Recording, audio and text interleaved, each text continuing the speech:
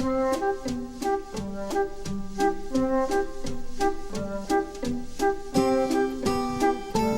back. Let's have a look a little more in depth for our art boards. I don't want to install Remind Me Tomorrow. So we just went through rather quickly like how to start a new document, the things we should be looking for, the different presets that are used to our advantage, and then got into artboards. And let's take a little more of a look into artboards so that we can understand how they impact our workspace and allow us to, grow or alter and change that workspace. So I'm going to create a new document.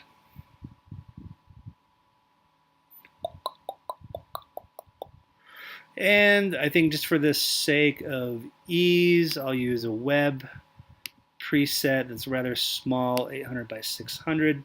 So then I'm in this area here.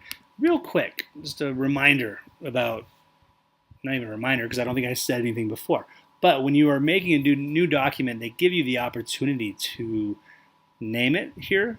And that's kind of a good thing. And so I know that this is an artboard exercise, so I might just call this artboard exercise.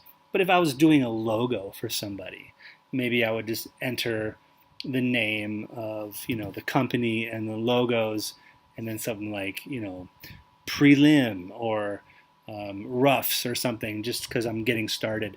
It's helpful to do it now. You'll do it again later or have the opportunity to do it when you save a file, but this kind of just helps us expedite that process. So here, this is telling me that my width is 800 and my height is 600, and that I'm dealing with the measurement of pixels. Also tells me that because it's wider than it is tall, that it is a landscape document. And then here I have my artboards option. So my artboards here, I'm just going to start with one right now.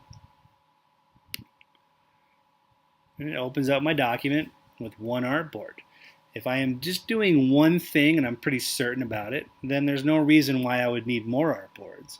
So maybe I start working and developing something and I kind of like it, but I go, well, maybe I should try some different versions of what I have and see where my mind and creativity might go. Or you're doing something like logo work for somebody, and you know that you're going to give them several different options to look at, or you're doing page layout for a little brochure or a simple flyer, and you want front and back. These are all things where artboards really start to play in as a factor. Right now I have the one artboard. And I just want to talk first about editing this artboard. Once you hit, new based on the specifics that you wanted, you're not set in stone. There is a tool that is the artboard tool. And so if I click on this artboard tool, things change a little bit. I'll zoom out. I have now a little label that says, hey, this is number 1.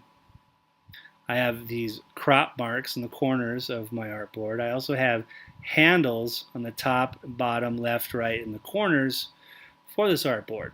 And if I pass over those things, my cursor turns into an editing cursor, meaning that I could change the dimensions of this thing, drag it one way or another to modify its size and its ratio. So I've just now changed the artboard dimensions by dragging a corner of it. But you might go, oh crap, what is it now? What did I just do? And that's where we'll look at this control bar. And we can see that now we are in portrait mode. This is the name of the artboard 1. You can change the name of it. It's really great. We'll get into that later. This little guy is whether or not you move and copy the artwork from one artboard to another. And then we have things that we can turn on and off, center mark, crosshairs, video safe areas. There are some artboard options that we could look at. We can define the reference point for it. Right now it's based in the center of our artboard, which is this little guy right here. Don't you bark while I'm making a video, puppy. And then we have the location of our artboard, X and Y. The location really is not important. What is important is our width and our height. And so now it tells me that my width is 193 by 470, and these are in pixels. So if I change the width now, I can see that it updated it here.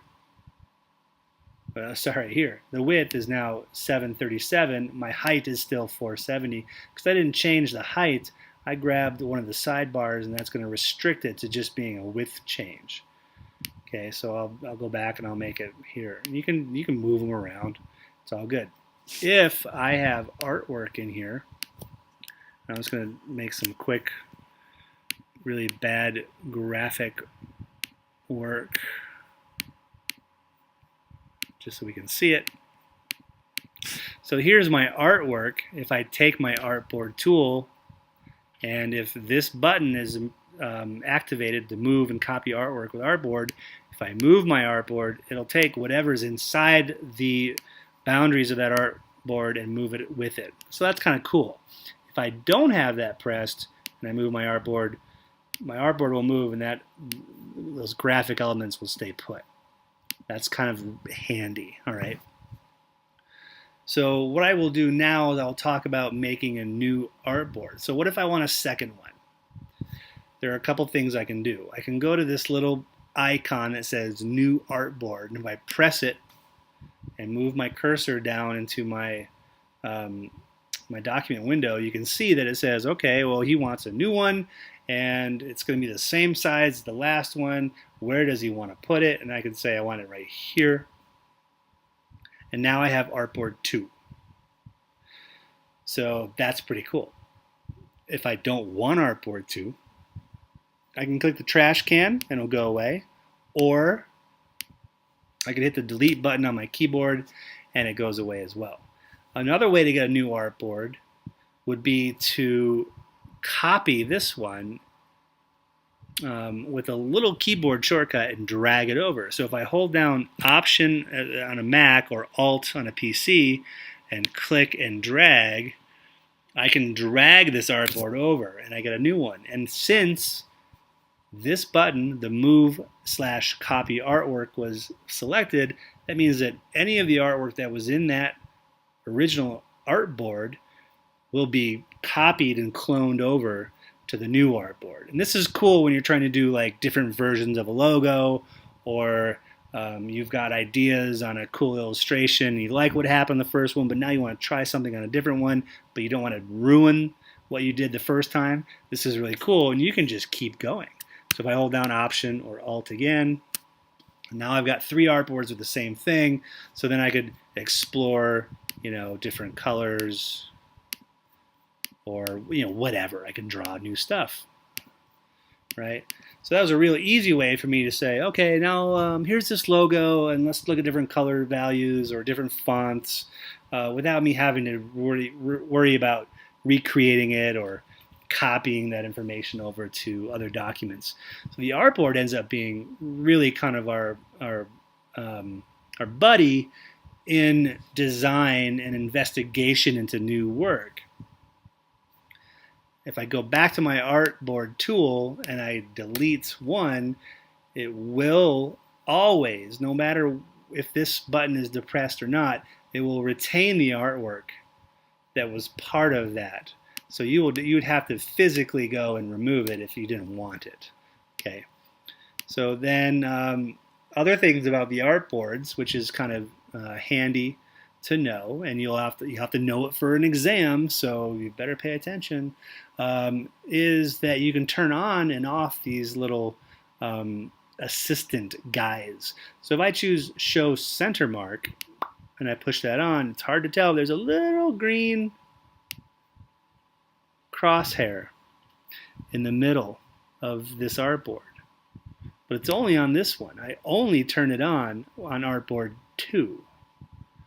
If I go back to artboard 1, there is no crosshair here, but if I wanted it, I could press the crosshair like my little sound effects. And now there's a crosshair on that one as well. So there's a crosshair on both of those.